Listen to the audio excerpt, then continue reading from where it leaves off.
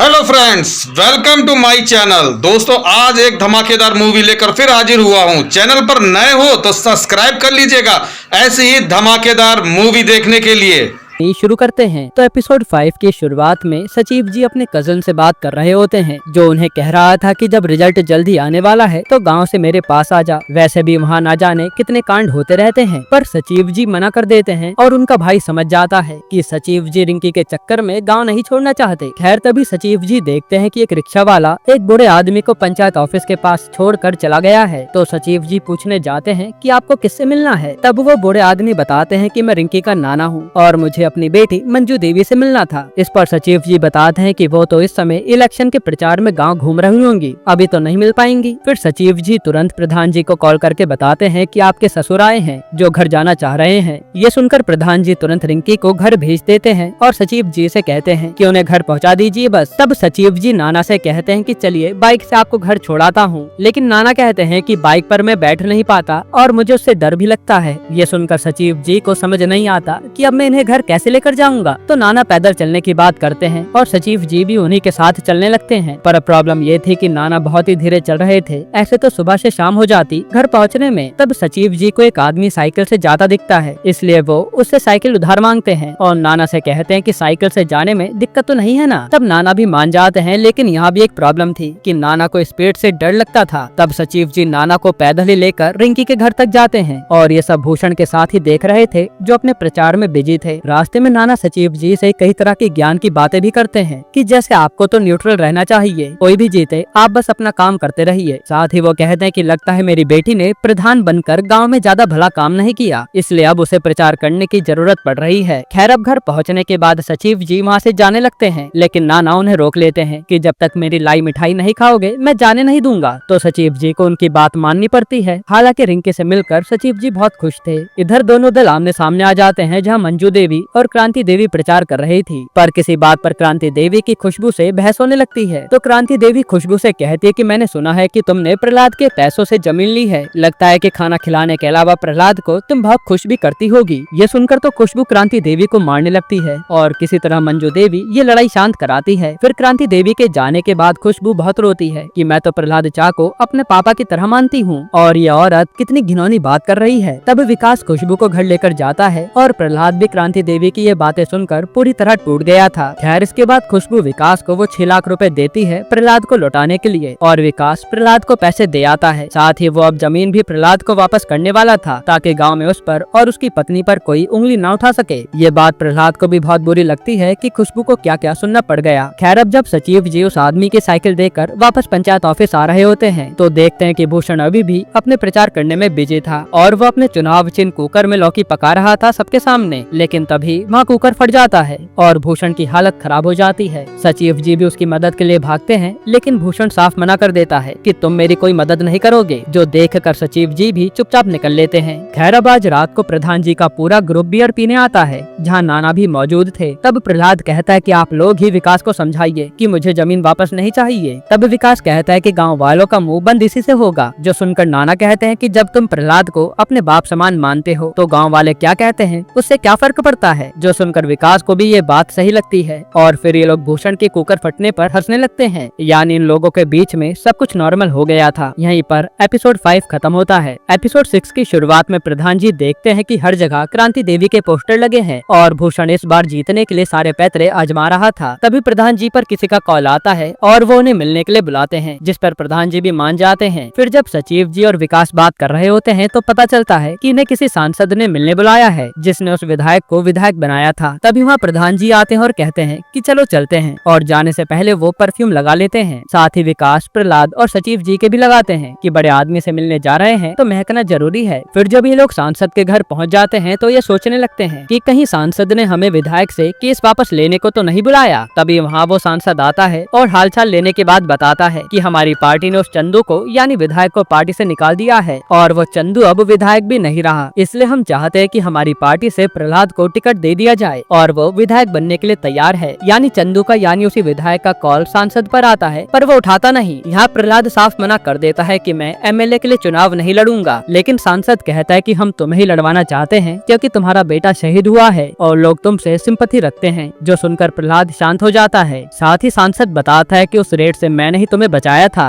इधर मंजू देवी जब आलू खरीदने के लिए बाहर आती है तो सब्जी वाला बताता है कि ये आलू तो मुफ्त है, भूषण भाई ने इसके पैसे पहले ही दे रखे हैं, इसलिए आपको जितना लेना है ले लीजिए। ये सुनकर मंजू देवी भी हैरान थी कि ये भूषण तो क्या क्या करने में लगा है सिर्फ चुनाव जीतने के लिए। फिर वो आलू वाले से सारे आलू ले लेती है क्योंकि भूषण ने तो पैसे दे ही दिए थे, और फिर वो आलू लेकर समोसे वाले को दे आती है कि अब तुम इससे समोसा बनाओ और जो भी चाय पीने आएगा उसे फ्री में समोसा खिलाना। साथ ही बताते रहना कि ये मंजू देवी की तरफ से है, बाकी जो पैसा होगा मैं दे दूंगी। यानी अब मंजू देवी भी अपना दिमाग चला रही थी। यहाँ प्रहलाद को ये लोग समझा रहे थे कि तुम्हें इलेक्शन में खड़ा हो जाना चाहिए क्योंकि तुम विधायक बनोगे तो गांव का ही भला हो पाएगा, इसलिए गांव के लिए लड़ लो चुनाव। ये सब सुनने के बाद प्रहलाद मान जाता है। फिर जब ये लोग यहाँ से जाने लगते हैं तभी वहाँ पूर्व विधायक चंदू आता है और उसकी आवाज सुनकर ही सांसद इन सबको एक कार में छुपा देता है क्योंकि चंदू इन्हें देखेगा तो भड़केगा। फिर चंदू वहाँ आकर सांसद से कहने लगता है कि भैया मुझे पार्टी से क्यों निकाल दिया, अब मेरा क्या होगा। लेकिन सांसद कहने लगता है कि पार्टी की चॉइस है, मैं कुछ भी नहीं कर सकता। तभी चंदू को परफ्यूम की खुशबू आती है जो जानी पहचानी लग रही थी और वो देखता है कि कार में तो प्रधान जी बैठे हैं। ये देखकर वो समझ जाता है कि सांसद क्या गेम खेल रहा है। तब सांसद बताता है कि पार्टी इन्हीं को चुनाव लड़ाना चाहती है। ये सुनकर चंदू प्रधान जी से कहता है कि बड़े अजीब लोग हो यार तुम, जिसने तुम पर गोली चलवाई उसी की पार्टी से चुनाव लड़ोगे। ये सुनकर सब हैरान हो जाते हैं पर ये लोग कुछ बोल नहीं पाते। सांसद भी कहता है कि मैंने ऐसा कुछ नहीं किया और ये सब सुनकर ये लोग घर चले आते हैं। वहीं यहाँ गाँव वाले मंजू देवी के बाटे फ्री के समोसे खा रहे थे और भूषण को ये देखकर बहुत गुस्सा आता है क्योंकि उसे पता चल गया था कि इसमें आलू उसी के हैं। फिर जब सब लोग प्रधान जी के घर पर होते हैं तो प्रहलाद भी कहता है कि हमें उस सांसद की पार्टी से चुनाव नहीं लड़ना चाहिए क्योंकि उसने प्रधान जी पर गोली चलवाई है। लेकिन प्रधान जी भड़क जाते हैं कि पॉलिटिक्स में ऐसे खेल खेले जाते हैं और तुम चुनाव लड़ोगे, मैं कुछ नहीं जानता। यहीं पर एपिसोड 6 खत्म होता है। एपिसोड 7 की शुरुआत में प्रधान जी गाँव वालों से वोट देने की बात कर रहे होते हैं। वहीं भूषण भी क्रांति देवी को जिताने की बात लोगों से कर रहा था। तभी वहाँ ट्रांसफार्मर ब्लास्ट हो जाता है और पूरे गाँव की लाइट चली जाती है। ये देखकर मंजू देवी सचिव जी से कहती है कि चुनाव सर पर है, इसलिए जल्द से जल्द इस ट्रांसफार्मर को सही करवाइए। जो सुनकर सचिव जी प्रहलाद और विकास सीधा मैकेनिक के पास पहुंच जाते हैं, लेकिन मैकेनिक साफ मना कर देता है। वो कहता है कि अभी अभी तो मुझे छुट्टी मिली है, इसलिए कुछ दिन बाद आना। पर सचिव जी तो जिद पर अड़ जाते हैं। ये देखकर मैकेनिक कहता है कि कल मेरे गाँव आ जाना मुझे लेने, तुम्हारे साथ चल लूंगा ट्रांसफार्मर ठीक करने के लिए। जिस पर सचिव जी तुरंत मान जाते हैं, लेकिन प्रहलाद बाद में बताता है कि हम जाएंगे कैसे क्योंकि वो तो उसी विधायक चंदू के गाँव में रहता है, वहाँ जाना भारी पड़ जाएगा। जो सुनकर सचिव जी भी टेंशन में आ जाते हैं। अब इसके बाद आज रात पूरे गांव को बिना बिजली के रात गुजारनी पड़ती है और मंजू देवी भी सोच रही थी कि इससे चुनाव पर असर तो जरूर पड़ेगा। खैर अब जब सचिव जी पंचायत ऑफिस में बैठे होते हैं तभी देखते हैं कि भूषण तो 2 जनरेटर लेकर आया है ताकि गाँव वालों को बिना बिजली के रहना न पड़े। ये देखकर वो भी हैरान हो जाता है। फिर भूषण उन जनरेटर से पूरे गाँव में बिजली करवा देता है और प्रधान को ये बात अच्छी नहीं लगती। फिर आज की रात जैसे तैसे बीतती है और प्रधान जी अगले ही दिन 4 जनरेटर ले आते हैं कि जब तक लाइट नहीं आती इसी से काम चलेगा। पर ये देखकर भूषण भी प्रधान जी को छेड़ने लगता है कि बिजली वाले को बुला लीजिए, इतना फालतू लफड़ा क्यों कर रहे हैं। पर प्रधान जी कुछ भी नहीं बोलते क्योंकि विधायक के गांव से बिजली वाले को लाना मुश्किल था। तब भूषण प्रधान जी को और उकसाने लगता है कि आप तो बहुत बड़े डरपोक हैं जो उस बिजली वाले को लेकर नहीं आ पा रहे। ये सुनकर प्रधान जी को गुस्सा आ जाता है और वो भूषण को चैलेंज कर देते हैं कि बिजली वाले को लेकर तो मैं आऊंगा ही। फिर प्रधान जी अपने ग्रुप को लेकर सीधा उस गाँव में घुस जाते हैं उस मैकेनिक को लेने के लिए। पर वहाँ तो विधायक चंदू का आदमी इन्हें जाते हुए देख लेता है और जब सचिव जी उस मैकेनिक के घर आकर उसे चलने को कहते हैं तो मैकेनिक यहाँ साफ मना कर देता है कि मैं नहीं जाने वाला। साथ ही वो कहता है कि विधायक की आपके गांव से दुश्मनी है, इसलिए मैं तो तुम्हारे गांव नहीं आऊंगा। ये कहकर वो घर का दरवाजा बंद कर लेता है। फिर इतनी ही देर में चंदू का आदमी आकर सचिव जी को मारने लगता है और यहाँ काफी सारे गाँव वाले आए थे। फिर यहाँ सचिव जी को पीट कर ये लोग चले जाते हैं और कहते भी हैं कि आज के बाद विधायक चंदू से पंगा मत लेना। जिसके बाद इन लोगों को खाली हाथ ही गाँव आना पड़ता है। और जब ये बात मंजू देवी गाँव वालों से बताती है कि उस मैकेनिक ने आने से ही मना कर दिया और सचिव जी को मारा भी है, तब उल्टा क्रांति देवी इनके खिलाफ बातें बनाने लगती है और भूषण भी प्रधान जी को घेर लेता है कि आपके बस का एक काम नहीं है, आप ये गांव कैसे संभालेंगे। जो सुनकर प्रधान जी को बहुत दुख होता है और वो कहते हैं कि गांव वालों ने मेरा काम देखा है, अगर उन्हें लगता है कि हम सही आदमी हैं तो हमें वोट देंगे, बाकी उनकी मर्जी। ये कहकर वो रोते हुए चले जाते हैं। फिर हम चंदू को देखते हैं जो खुशी से अपने आदमी को एक चैन गिफ्ट देता है क्योंकि उसने फुलेरा गांव के सचिव को पीटा था। साथ ही भूषण को जिताने के लिए चंदू ने उस मैकेनिक को भी ट्रांसफार्मर ठीक करने के लिए भेज दिया था, जिससे लोगों को लगे कि भूषण ने ही वो ट्रांसफार्मर ठीक कराया है।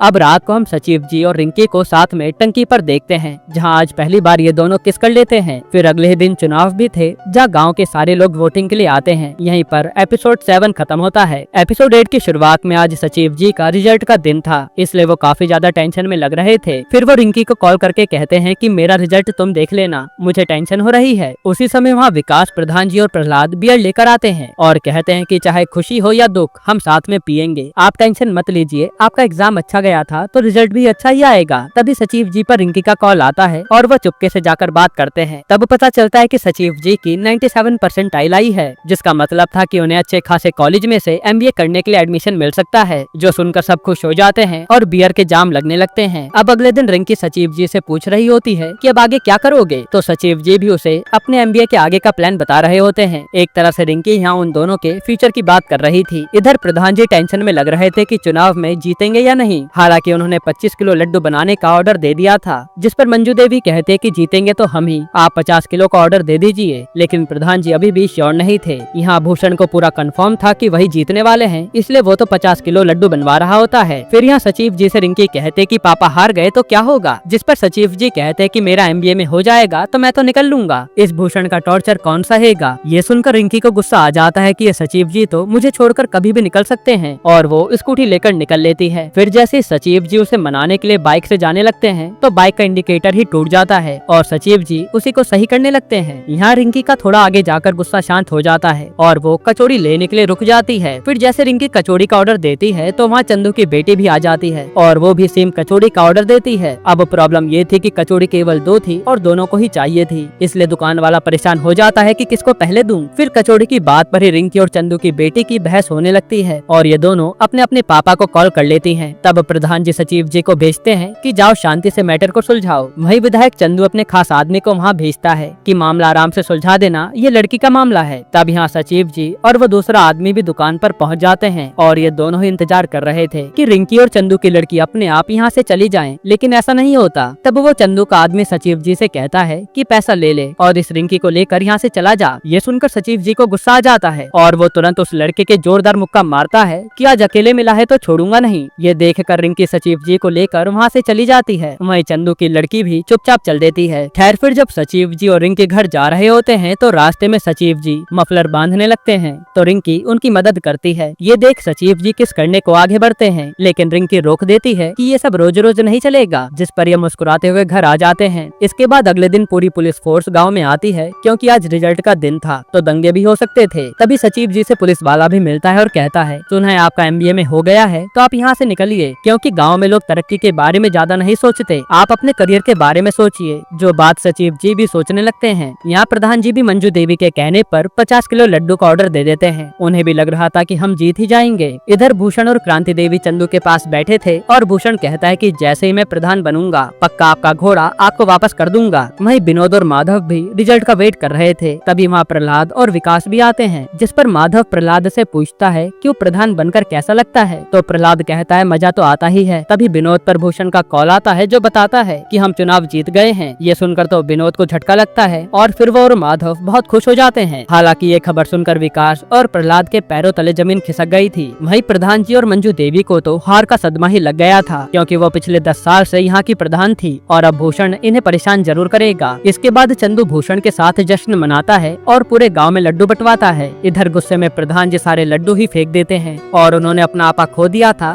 तब प्रहलाद आकर उन्हें संभालता है। अब अगले दिन पंचायत ऑफिस में प्रधान के नाम पर मंजू देवी की जगह क्रांति देवी लिखा जा रहा था, जो देखकर सब दुखी थे। तभी भूषण पूछता है कि सचिव जी आप यहाँ रुकेंगे या जाएंगे। तब सचिव जी कहते हैं कि अभी तो 4-5 महीने में यही हूँ, क्योंकि वो रिंकी के चक्कर में रुके थे। पर ये सुनकर भूषण खुश हो जाता है कि अब मजा आएगा। हालांकि सचिव जी डर रहे थे कि अब न जाने ये भूषण क्या क्या करेगा। यहीं पर सीजन 4 खत्म होता है। दोस्तों वीडियो पसंद आई हो तो हमारे चैनल को सब्सक्राइब करिएगा, एक लाइक करिएगा और अपने दोस्तों के साथ शेयर जरूर करिएगा।